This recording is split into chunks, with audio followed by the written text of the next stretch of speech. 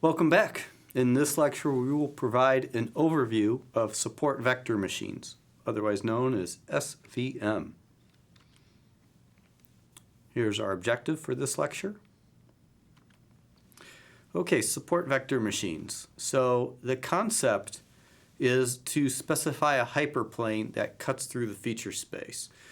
Now, we have often talked about features and talked about features as being dimensions in some kind of multi-dimensional object.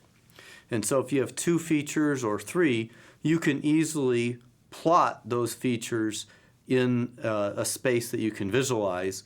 Once you get beyond three, you can't really plot them anymore. It has this multi-dimensional object that we can't really visualize because it's going beyond three spatial dimensions.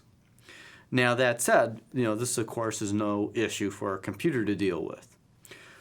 But if you think about it, through this multidimensional space, if you have a hyperplane, so if we could imagine all the samples in the training data being colored one of two colors, and looking through this multidimensional space, if we could have a plane that goes through and cuts the space, separating the two classes as best it can, that is essentially the idea behind SVM. Now, a key concept within SVM is not to find just any hyperplane, but to find one that is a maximum margin separator, which means I want to find a plane where the planes adjacent to the nearest sample in both classes are as far apart from each other as possible. So let's show an example of how this looks in two dimensions. Oh, one more note on this.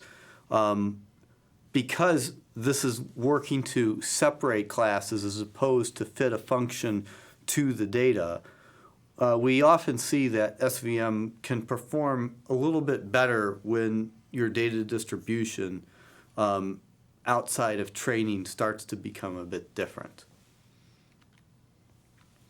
So anyway, here is a visualization, and this I just generated with scikit-learn using one of their examples.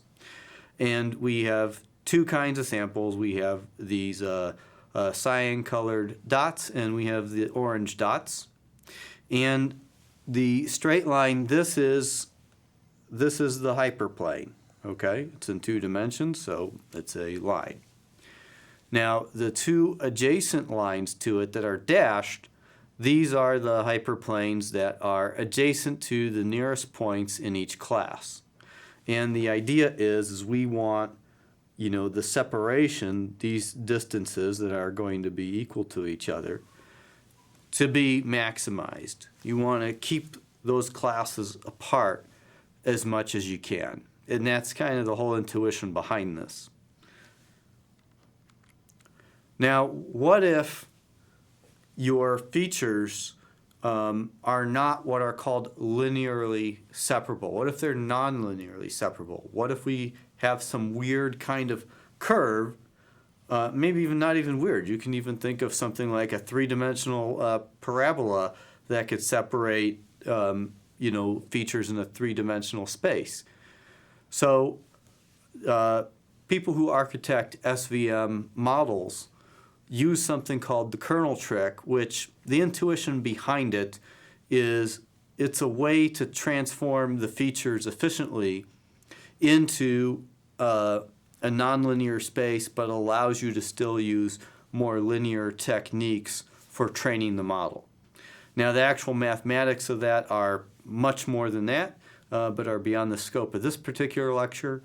And again, we showed some quick examples here using different kinds of kernels that are available in scikit-learn for separating out classes in our iris flower data set that we had talked about in earlier lectures.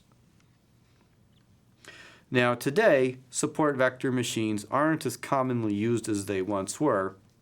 One of the reasons is that this kernel trick it was not easy to develop a version of the kernel trick that could just figure out which kernel would be best for a given kind of data or adjust the kernel to fit to a certain kind of data. At the same time as SVM scientists were running into these problems, we started to see in the community a lot of really good results coming out of the deep neural network community. And that's why a lot of the state-of-the-art systems today will use deep neural nets as opposed to support vector machines. So anyway, that concludes our lecture on SVMs. Hope you enjoyed the module. Stay tuned for more content.